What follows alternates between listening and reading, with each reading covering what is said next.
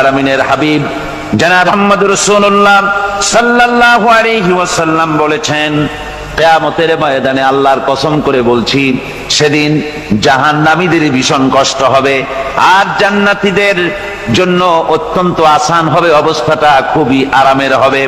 নবীজি বলেন, এক ফরজ নামাজ, এক ওয়াক্ত ফরজ নামাজ আদায় করতে যে সময়টুকুন লাগে, কিয়ামতের মাঠের এই সময় এত বড় বিরাট লম্বা সময় জান্নাতীদের জন্য এরকম হালকা হয়ে যাবে। সুবহানাল্লাহ। হযরত আবু সাঈদ খুদরী রাদিয়াল্লাহু তাআলা আনহু হাদিস কেনা বর্ণনা করেছেন, এক ওয়াক্ত নামাজ, একটা ফরজ নামাজ পড়তে যতটুকুন সময় লাগে এতটুকুন সময়ের ভেতরে জান্নাতীদের কারবার শেষ হয়ে যাবে। সুবহানাল্লাহ বিহামদি। আর ওদের কারবার তো শেষই হবে না। وَيَوْمَ تَشَقَّقُ السَّمَاءُ بِالْغَمَامِ وَنُزِّلَ الْمَلَائِكَةُ تَنزِيلًا। ওরা ফেরেশতা দেখতে চায়। সেদিন আসমান সমূহ বিদীর্ণ হয়ে মেঘ পুঞ্জ বেরিয়ে আসবে, আত্মপ্রকাশ করবে। তার ভেতর থেকে ফেরেশতারা ক্রমাগত নাজিল হতে থাকবে। আর অবস্থাটাই হবে, আল মুলকু ইয়াউমাইযিনিল হাক্কু লিররহমান ওয়া কানা ইয়াওমান আলাল কাফিরিনা আসীরা। আর সেদিনে বাদশাহী হবে কেবলমাত্র রহমানেরই। ওয়া কানা ইয়াওমান আলাল কাফিরিনা আসীরা। আর সেই কিয়ামতের দিন, সেই সময়টা হবে কাফেরদের জন্য বড়ই কঠিন। এখানে কিয়ামতের কিছু কথা বলা হচ্ছে, কিছু আভাস দেওয়া হচ্ছে যে আসমান সমূহ বিদীর্ণ হয়ে মেঘ পিণ্ড বেরিয়ে আসবে এবং তার থেকে ক্রমাগত ফেরেশতারা নাজিল হতে থাকবে। আল্লাহর হাবিব বলেছেন, কেউ যদি কিয়ামতের দৃশ্য দেখতে চায় সেজন্য সূরা ইজা শামসু কুবিরাত ওয়া ইজা সামাউ ফাতারাত, ইজা সামাউ শাক্কাত, এই সূরাগুলি যেন পড়ে, তাহলে কিয়ামতের দৃশ্য তার চোখের সামনে প্রতিভাত হবে। কিয়ামতের দৃশ্যটা আসলে কেমন হবে সেই সূরাগুলি তেলাওয়াত করলে সে বুঝতে পারবে। যেমন আল্লাহ পাক বলছেন, إذا السماء فطرت وإذا الكواكب انتثرت وإذا البحار فجرت وإذا القبور بعثرت। যখন আকাশসমূহ চূর্ণ বিচূর্ণ হয়ে যাবে আর তারকাসমূহ বিক্ষিপ্ত হয়ে পড়বে, সমুদ্র মহাসমুদ্রগুলি দীর্ণ বিদীর্ণ হয়ে যাবে, কবরগুলি সব উদ্গীরণ করে দেবে, তার মধ্যে যা আছে সে সবগুলি। আবার আল্লাহ পাক বলেন, ইযাশ শামসু কুবিরাত ওয়া ইযান নুজুমু কাদারাত ওয়া ইযাল জিবালু সুয়্যিরাত। সূর্য যখন ঢেকে যাবে, তারকাগুলি যখন বিপর্যস্ত হয়ে যাবে আর পাহাড়গুলি যখন চালিয়ে দেওয়া হবে, এই দৃশ্য তোমরা দেখতে পাবে। فإذا النجوم طمست وإذا السماء فرجت وإذا الجبال نسفت। সেদিন অবস্থা এমন হবে, সমস্ত তারকাগুলি স্তিমিত হয়ে যাবে আর আকাশসমূহ দীর্ণ বিদীর্ণ হয়ে যাবে। আর দেখতে পাবে পাহাড়গুলি, সমস্ত পাহাড়গুলিকে উড়িয়ে দেওয়া হবে। আবার অবস্থা আরো কি হবে, فإذا برق البصر وخسف القمر وجمع الشمس والقمر। যখন চক্ষু বিস্ফারিত হয়ে যাবে মানুষের, চাঁদ আর সূর্য নিষ্প্রভ হয়ে যাবে, সব একাকার হয়ে যাবে, চন্দ্র এবং সূর্য তার অস্তিত্বকে হারিয়ে ফেলবে। শুধু তাই নয়, ওয়াহুমিলাতিল আরদু ওয়াল জিবালু ফাদুক্কাতা দাক্কাতাও ওয়াহিদা। জমিন ও পাহাড়গুলির মধ্যে সংঘর্ষ লাগিয়ে দেওয়া হবে আর তা এক ধাক্কায় জমিন এবং সমস্ত পাহাড়গুলি চূর্ণ বিচূর্ণ হয়ে যাবে। সুবহানাল্লাহি ওয়া বিহামদিহি। আল্লাহ রাব্বুল আলামিন বলছেন, এইভাবে করে কিয়ামতের দৃশ্য, বিভীষিকাময় দৃশ্য তোমরা দেখতে পাবে। আর সেদিনের রাজত্বটা কার হবে? আল মুলকু ইয়াউমাইযিনিল হাক্কু লির-রাহমান। সেদিনের রাজত্ব হবে কেবলমাত্র রহমানের। অর্থাৎ যেসব কৃত্রিম বাদশাহী দেখে তোমাদের চোখে ধাঁধা লেগে গিয়েছে, তোমাদেরকে দুনিয়ার বাদশাহী দেখে তোমরা ধোঁকায় পড়ে গিয়েছো, এসব বাদশাহী কিছুই টিকবে না সেদিন। সেদিন শুধু বাদশাহী থাকবে একমাত্র আল্লাহ পাকের। কার থাকবে বাদশাহী? জোরে বলেন কার? আল্লাহ রাব্বুল আলামিন যখন কিছুই থাকবে না ঘোষণা করবেন লিমানিল মুলকুল ইয়াউম লিল্লাহিল ওয়াহিদুল কাহ্হার। আজকে কার রাজত্ব? চারিদিক থেকে আওয়াজ আসতে থাকবে পরাক্রমশালী আল্লাহ রাব্বুল আলামিনের রাজত্ব। আর কারণ নয়, হাদিস শরীফে এসেছে, বুখারী মুসলিম শরীফের হাদিসে এসেছে, আল্লাহর নবী বলেন আল্লাহ রাব্বুল আলামিন তখন তার এক হাতে আকাশ মণ্ডলীকে ধারণ করবেন, আর এক হাতে জমিনকে ধারণ করবেন। আকাশ মণ্ডলী এক হাতে, জমিন এক হাতে। এভাবে আল্লাহ রাব্বুল আলামিন বলবেন আইনাল জাব্বারুন আইনাল মুতাকাব্বিরুন। কোথায় সেই স্বৈরাচারীরা? কোথায় সেই দুর্বিনীত অহংকারী স্বৈরাচার যারা আমার জমিনের উপরে, আমার মানুষের উপরে রাজত্ব চালিয়েছে? তারা আজকে কোথায়? কোথায় সেই অহংকারীরা? আল্লাহ পাক সেদিন যে বলবেন, সেদিন তো বলবেন, কিন্তু দুনিয়ার মাঝেও স্বৈরাচার যারা, অহংকারী যারা, তাদের শাস্তি পৃথিবীর বুকেও দেন। আর সেদিন তো দিবেনই। কত স্বৈরাচার আমরা দেখলাম, কত অহংকারী দেখলাম, যাদের তর্জনী হেননে লক্ষ কোটি কোটি মানুষ উঠতো আর বসতো। তাদের জিল্লাতির সঙ্গে আল্লাহ রাব্বুল আলামিন কতজনকে বিদায় করে দিলেন। ফুলের মালা নিয়ে কুলাতে পারে নাই, পা থেকে শুরু করে গলা পর্যন্ত ফুলের মালা দিয়া ডুবাই দিল ভক্তরা। আবার আল্লাহ রাব্বুল আলামিন এমন শাস্তি দিলেন, ফুলের মালার পরিবর্তে জুতার মালা নিয়ে জেলের মধ্যে ঢুকাইয়া দিলেন। ঠিক কিনা গণ? অহংকারী আর স্বৈরাচার যারা হয়, আল্লাহ পাক এভাবে তাদের দৃষ্টান্ত দেখিয়ে দেন। আমরা কত দেখলাম, 9 বছরের রাজা, 10 বছরের সাজা। পৃথিবীর মুখে যারা অহংকার করে, যারা স্বৈরাচার হয়, আল্লাহর আইনকে যারা বৃদ্ধাঙ্গুষ্টি প্রদর্শন করে, আল্লাহ পাক তাদের জমিনেও দেখান। এখানে চূড়ান্ত ফয়সালা আল্লাহ করেন না, আসল ফয়সালার জায়গা তো আছেই, তবে এখানে নমুনা দেখায় দেন। কিন্তু মুশকিল হচ্ছে, ইতিহাসের সবচাইতে বড় শিক্ষা হলো ইতিহাস থেকে মানুষেরা শিক্ষা গ্রহণ করে না। একজনে যে কাম করে বিপদে পড়ে, আর একজন এসে আবার সেই পথেই অগ্রসর হয়, নিশ্চিত মৃত্যুর পথে। আমার বন্ধুগণ, আল্লাহ পাক বলছেন সেই দিন আমার রাজত্ব হবে, আর কারো রাজত্ব হবে না। ওয়াকানা ইয়াওমান আলাল কাফিরিনা আসীরা। আর ওই দিনটা, ওই কিয়ামতের দিন হবে কাফেরদের জন্য সবচাইতে কঠিন। সবচাইতে কঠিন হবে কাদের জন্য? কাফেরদের জন্য। কাফের কারা? কাফের হচ্ছে তারা যারা নাকি আল্লাহর আইনকে অস্বীকার করেছে, আল্লাহকে অস্বীকার করেছে, আল্লাহর আইনকে অস্বীকার করেছে। ওরা কি? কাফের। কুফর শব্দের অর্থ হচ্ছে গোপন করা।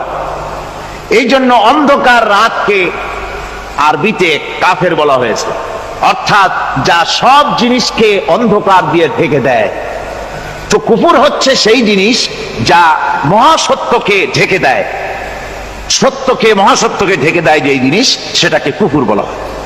আর এই কাফের অন্ধকারে ঘুরে মরে, সে কোন আলোর খোঁজ পায় না। আল্লাহ রাব্বুল আলামিন বলেন, কাফেরদের কথা এখন শোনাচ্ছেন আল্লাহ পাক, والذين كفروا أولياؤهم الطاغوت يخرجونهم من النور إلى الظلمات। যারা কাফের, যারা কুফরি অবলম্বন করেছে, তাদের সাহায্যকারী আর পৃষ্ঠপোষক হচ্ছে তাগুত। তাগুত বলা হয় সেই শক্তিকে যে শক্তি শুধু নিজেই আল্লাহর আইন অমান্য করে বসে থাকে না, বরং অন্যদেরকেও আল্লাহর আইন অমান্য করতে বাধ্য করে। ওদেরকে আরবিতে কি বলা হয়? তাগুত বলা হয়। আর এই তাগুতি শক্তি, এই তাগুত হয় তার সাহায্যকারী, যা তাকে আলো থেকে টেনে অন্ধকারের ভেতরে নিয়ে যায়। আর কাফের হচ্ছে আল্লাহ পাকের ভাষায় অর্থাৎ কোরআনের ভাষায় কাফের হচ্ছে সবচাইতে নিকৃষ্ট প্রাণী, সবচাইতে নিকৃষ্ট জীব। মহাসত্যকে যারা অস্বীকার করেছে, যারা আল্লাহকে মানে না, যারা আল্লাহর কোরআনকে মানে না, যারা ইসলামকে স্বীকার করে না, তারা সবচাইতে নিকৃষ্ট প্রাণী। আল্লাহ রাব্বুল আলামিন বলেন, ইন্না শাররাদ দাওয়াবি ইনদাল্লাহিল্লাযীনা কাফারু ফাহুম লা ইউমিনুন। নিশ্চয়ই আল্লাহর জমিনে সব বিচরণশীল জীব যত আছে, আল্লাহ বলছেন আমার জমিনে বিচরণশীল জীব যত আছে তার মধ্যে সবচাইতে নিকৃষ্ট প্রাণী হলো যারা ঈমান আনে নাই, যারা বিশ্বাস করেন আমি আল্লাহকে, যারা পরকালকে বিশ্বাস করে নাই, যারা কোরআনকে বিশ্বাস করে নাই, যারা ইসলামকে বিশ্বাস করে নাই, পৃথিবীর মধ্যে তারা সবচাইতে নিকৃষ্টতম প্রাণী। আল্লাহ বলেন শুধু নিকৃষ্ট জনক নিকৃষ্ট প্রাণী বললেই সারে না, এরা হলো চতুষ্পদ জানোয়ারের মতো। কে বলতেছেন? আমি বলছি না, কিন্তু আল্লাহ পাক বলতেছেন চতুষ্পদ জানোয়ারের মতো কাফেরেরা। وَمَثَلُ الَّذِينَ كَفَرُوا كَمَثَلِ الَّذِي يَنْعِقُ بِمَا لَا يَسْمَعُ إِلَّا دُعَاءً وَنِدَاءً। এই কাফেরদের দৃষ্টান্ত হচ্ছে সেই রাখালের মতো, যে রাখাল তার পশুদেরকে ডাকে, আর ওই পশুরা একটা ডাক শোনে মাত্র, কিন্তু কি যে বলে তা তো পশুতে বোঝেন। কথা বুঝতে পেরেছে? সুম্মুন বুকুমুন উমিয়ুন ফাহুম লা ইয়াকিলুন। এরা বোবা, এরা বধির, এরা অন্ধ, এ কারণেই কোনো কথা বোঝে না। এরা চতুষ্পদ জানোয়ারের চাইতেও নিকৃষ্ট। যাদেরকে আমি আল্লাহ বলেন, যাদেরকে আমি চোখ দিলাম, চোখ থাকতে হক দেখলো না, সব দেখলো। হক দেখে নাই চোখ দিয়া, এই চোখ দিয়া সব দেখলো। নারীর সৌন্দর্য উপভোগ করলো, আর নারীর অঙ্গ প্রত্যঙ্গ নিয়ে নানা ধরনের গল্প লিখলো, কবিতা লিখলো, কিন্তু এই সৌন্দর্য যিনি দিলেন তারেও চিনল না। আছে না কত কবি আমাদের দেশে? আমার দেশের সেই কবি জাতীয় পুরস্কার পায় যে কবি নারীর বিশেষ বিশেষ অঙ্গ নিয়ে বেশি করে নির্লজ্জ কবিতা লিখতে পারে, ওই হলো সবচেয়ে বড় কবি। আমার বন্ধুগণ, একজন বুজুর্গ ব্যক্তি তিনি পথ দিয়ে যাচ্ছিলেন, তো সে পথে এক সুন্দরী যুবতী মেয়েকে দেখে সেই যুবতী মেয়ের দিকে এই বুজুর্গ ব্যক্তি এক নজরে তাকায় আছে। তখন এই ঘটনাটাকে কবি এভাবে লিখতেছেন সাজায়, একদা সুখদায়ক প্রমোদা বদন দর্শন করিবম ঝরিল নয়ন, হেসে কহে সে রূপসী সবিস্ময় মন, কহ দেখি মহাশয় কহ কি কারণ, বিষয় বিরাগী তুমি ভুবনে প্রচার, কি হেতু জন্মিল তব মানস বিকার, সামান্য ললনা রূপ করি দর্শন, উচিত না হয় তব অশ্রু বরিশন। বুজুর্গ ব্যক্তি ওই মহিলার দিকে তাকিয়ে তাকিয়ে কাঁদতেছেন। সুন্দরী মহিলা বলেন, আল্লাহর বুজুর্গ বান্দা, আপনি এলাকার ভিতরে বুজুর্গ এবং পীর হিসাবে, বুজুর্গ ব্যক্তি হিসাবে আপনি বিখ্যাত। আজকে আমাকে এখানে দেখে আপনি আমার দিকে তাকায় আমার রূপ উপভোগ করতেছেন আর কাঁদতেছেন। আপনার মতো সংসার বিরাগী মানুষ আমার মতো একটা সুন্দরী মেয়েকে দেখে ভাবে কাঁদা ঠিক না। বুজুর্গ ব্যক্তি বলছেন, হেসে কহিলাম বালে করহ শ্রবণ, নেত্র ঝরে তবু হেতু ভেব না এমন, যে শিল্পী রচিল ওই সুধাংশু বদন, তাহার তরে ঝরে নেত্র নয়নে জীবন। আল্লাহর বান্দি, আমি তোমাকে দেখি কান্দি না, আমার চোখে পানি বেরিয়ে গেছে। তোমারে দেখে আমি মনে মনে ভাবলাম, এত সুন্দর করে যিনি মানুষ বানিয়েছেন, না জানি ওই আল্লাহ রব্বুল আলামিন কত বড় সুন্দর। আমার ভাইরা, সুতরাং চোখ থাকতে ওরা আল্লাহ রাব্বুল আলামিনের কুদরত ওরা দেখে নাই, কান থাকতে কোরআনের আওয়াজ ওদের কানের মধ্যে ঢোকে নাই, বিবেক থাকতে আল্লাহর দ্বীনকে বুঝতে পারে নাই, চিন্তা করতে পারে নাই। আল্লাহ রাব্বুল আলামিন বলেন, উলাইকা কাল্লানাম, এরা হলো চতুষ্পদ জানোয়ার, বালহুম আদাল, শুধু জানোয়ার না, জানোয়ারের চাইতেও নিকৃষ্ট। এমনই জানোয়ার, আল্লাহ বলেন শুধু জানোয়ার না, জানোয়ারের মতো শুরু খায় জনমের মতো। والذين كفروا يتمتعون ويأكلون كما تأكل الأنعام। এই কাফেরগুলির কাম শুধু ফুর্তি করা, গান বাজনা, নাটক, গল্প, এই সব কাজ তাদের। নামাজ নাই, রোজা নাই, আল্লাহর চিন্তা নাই, তাহাজ্জুদ নাই, পরহেজগারি নাই, শুধু গান আর নাচ। দেখেন না ফুর্তি। এই যে 1 জানুয়ারি রাত 12টার সময় আমার ঘুম ভেঙে গেল, এই যেখানে আমি ছিলাম, বিকট আওয়াজ। আমি মনে করলাম পাশের বাড়ি বুঝি ডাকাত পড়ছে। পরে বাড়িওয়ালা আমাকে বললেন যে ডাকাত না, বোধহয় এই নিউ ইয়ার সেলিব্রেট হচ্ছে, নতুন বৎসর উদযাপন হচ্ছে বোমা দিয়ে, শহরবাসীর আরামের ঘুম হারাম করে এগুলি করা হচ্ছে। এ তো গেল 1 জানুয়ারি। আর যখন আমাদের নিজেরটা যখন আসে, অর্থাৎ 1 বৈশাখ, তখন দেখছেন অবস্থা 1 বৈশাখে। এবছর আমাদের দেশে 1 বৈশাখে ঢাকায় যে দৃশ্য আমি টিভির মধ্যে দেখলাম, তাতে আমার মনে হয়নি যে 12 কোটি মুসলমানের দেশে রাজধানীতে এই দৃশ্য হচ্ছে। আমার মনে হচ্ছিল এটা বুঝি কলকাতা অথবা অন্য কোনো শহর হবে। আমি দেখলাম সমস্ত যুবক যুবতী, নারী পুরুষ, বিভিন্ন বয়সের লোক সব একসঙ্গে রাস্তায় নেমেছে, নাচতেছে। তার মধ্যে বুদ্ধিজীবী আছে, শিক্ষিত লোক আছে, সমানে নাচতেছে। আর তাদের মুখোশ পরা, বানরের মুখোশ, কুকুরের মুখোশ, শূকরের মুখোশ, ঘোড়ার মুখোশ, পাপী শিয়ালের মুখোশ, এই মুখোশ পরে এভাবে নাচতেছে। আমি চিন্তা করলাম, নববর্ষের সাথে কুত্তার মুখোশের সম্পর্ক কি? নববর্ষের সাথে পাপী শৃগালের মুখোশের সম্পর্ক কি? তাহলে ওরা কি বলতে চায় যে আগামী বছরটা আমরা কুত্তার ভূমিকায় অ্যাক্টিং করব, অথবা শৃগালের মতো ধূর্তামি করব জাতির সাথে?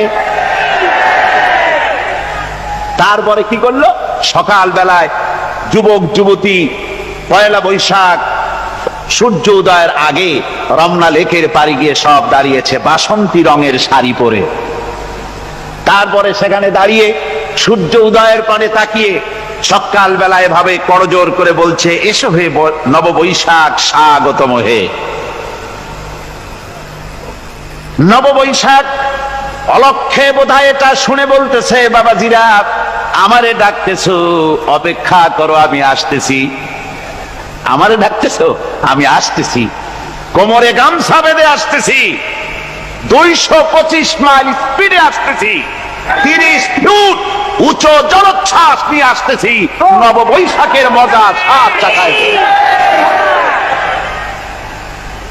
আমার ভাইরা, মুসলমান নববর্ষ উদযাপনের সাথে মুসলমানের কিসের সম্পর্ক? মুসলমান যদি এই দিন উদযাপনই করে, তাহলে তাকে করতে হবে ফজরের নামাজ পড়বে। মুসলমান নববর্ষ উদযাপন করবে, ফজরের নামাজ পড়বে, তারপরে কোরআন শরীফ তেলাওয়াত করবে, দরুদ শরীফ পড়বে, আল্লাহর দরবারে হাত তুলে বলবে, রব্বুনা রাব্বিন, 31 বছর পার করে দিলাম, নাফরমানি ছাড়া কিছুই তো করি নাই, বিগত বছরে যা করেছি মাফ করে দাও, আগামী বছরটা গোটা জাতি আর দেশের জন্য কল্যাণকর মঙ্গলময় করে দাও। এটাই তো বলা উচিত ছিল নাকি বলে? তা না করে, তা না বলে,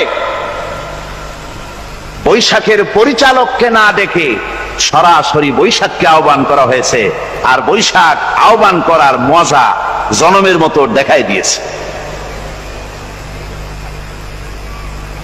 আল্লাহ রাব্বুল আলামিন তাই বলেন, কাফেররা তাদের কাজ হলো শুধু খাওয়া, তারা এমন খাওয়া খায় জনমের মতো খায়।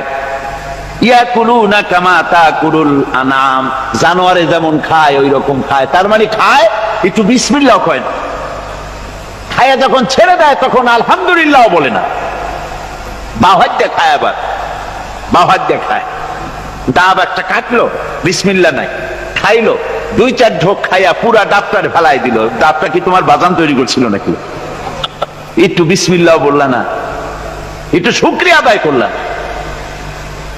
আমি গত এই ডিসেম্বর গেল, ডিসেম্বরের 16 তারিখ আমেরিকা থেকে এসেছি।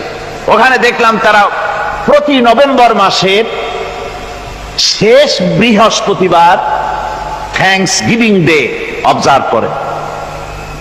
তা আমি জিজ্ঞেস করলাম, থ্যাঙ্কস গিভিং ডে জিনিসটা কি? ওরা বলল, এটা হচ্ছে এই যে গড আমাদেরকে সারা বছর ভালো খাওয়াইছে, আমাদেরকে ভালোভাবে পড়াইছেন, সুন্দর রেখেছেন, এই জন্য আমরা গডকে থ্যাঙ্কস দেই নভেম্বরের এই শেষ দিনটিতে। সারা বছরের ভালো খাইছি, ভালো থাকছি, এই জন্য গভর্নমেন্টকে মানে গডকে থ্যাঙ্কস দিলাম।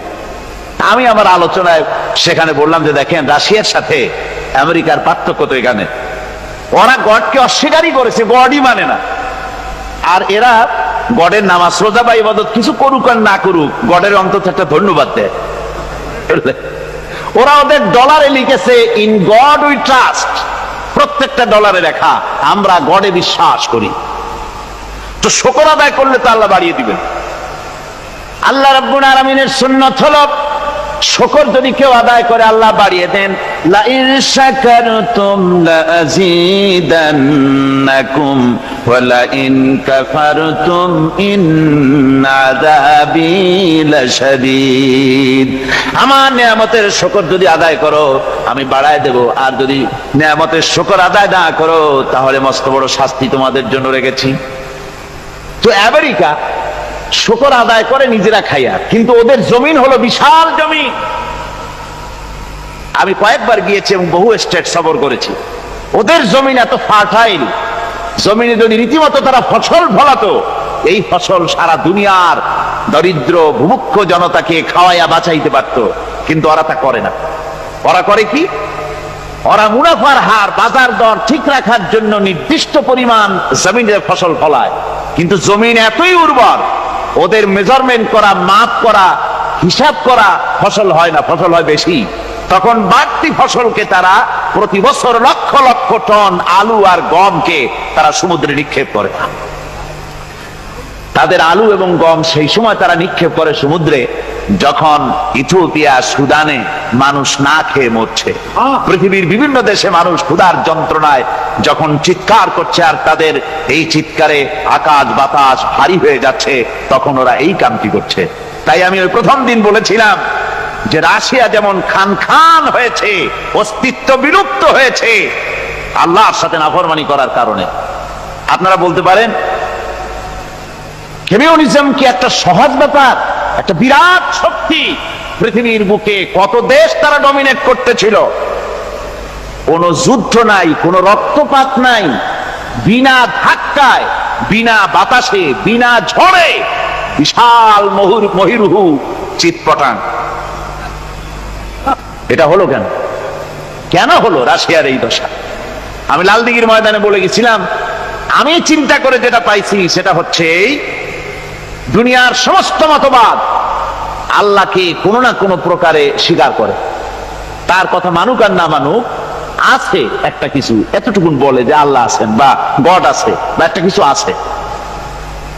কমিউনিজম, সমাজতন্ত্র হলো পৃথিবীর একমাত্র নিকৃষ্ট মতবাদ, যে মতবাদ সরাসরি আল্লাহকে অস্বীকার করেছে, বলেছে আল্লাহ নাই, দেয়ার ইজ নো গড। তারা ধর্মকে আফিম বলেছে। আল্লাহ পাক তাই কোন যুদ্ধ ছাড়া, কোন মারামারি ছাড়া, কোন রক্তপাত ছাড়া এই বিশাল শক্তিকে উৎকারে উড়িয়ে দিলেন, তুলার মতো হয়ে। গোটা রাশিয়া তুলার মতো হয়ে, পেঁজা তুলা, ধোনা তুলার মতো হয়ে সব উড়ে চলে গিয়েছে। অস্তিত্ব বিলুপ্ত হয়ে গিয়েছে। কিন্তু আমাদের দেশের খুচরা কমিউনিস্টরা এখনো স্বপ্ন দেখে। ওই যে কালকে বলেছি, তারা বলে কলমের খোসা এটা এখনো নষ্ট করা যাবে না, এটা এখনো চালু করা হবে। এখনো চীনে আছে, এখনো কিউবায় আছে।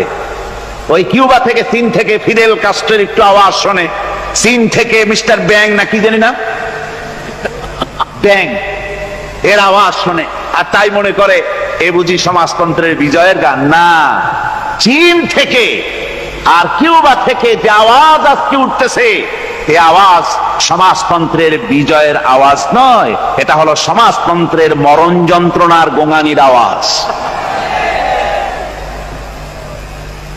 কাজী এরা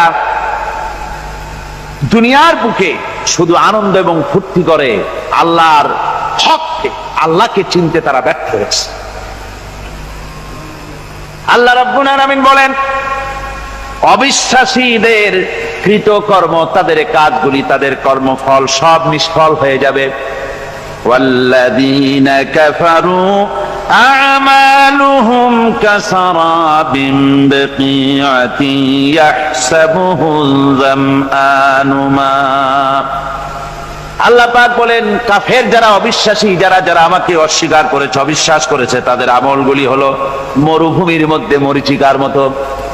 মরুভূমির মরীচিকা, মানুষ যখন মরুভূমির ভিতর দিয়ে যায়, পানির পিপাসা লাগে, দূরে দেখে পানি চিকচিক করতেছে, আর ওই মরীচিকা যেটাকে সে পানি মনে করেছিল, হাত্তা ইযা জাআহু লাম ইয়াজিদহু শাইআ, যেটাকে সে পানি মনে করে ছুটতেছিল, যখন কাছে গেল, আল্লাহ পাক বলেন কিছুই সেখানে পায় না, শুধু মরীচিকা, বালু আর বালু।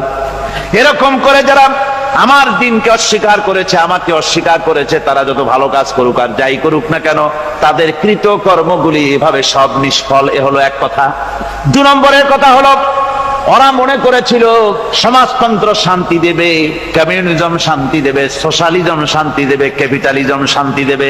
এই শান্তির চিন্তা করে অগণিত মানুষকে হত্যা করে সমাজতন্ত্রের রাজত্ব যখন কায়েম করলো, 70 বছরও চলে গেল, তারপরে তারা দেখলো হাত্তা ইযা জাআহু লাম ইয়াজিদহু শাইআ, কিচ্ছুই পেল না। তারা ক্ষুধার যন্ত্রণায় মরলো, কাপড় নাই, খাবার নাই।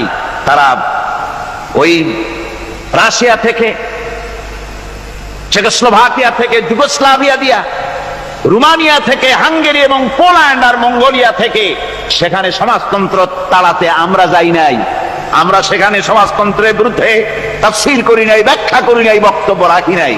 ওই সব দেশ থেকে সমাজতন্ত্র তাড়াইছে কে? কারা তাড়িয়েছে? না না, ওরা নিজেরাই, সেই দেশের জনগণই এটাকে উৎখাত করেছে তাদের জমিন থেকে।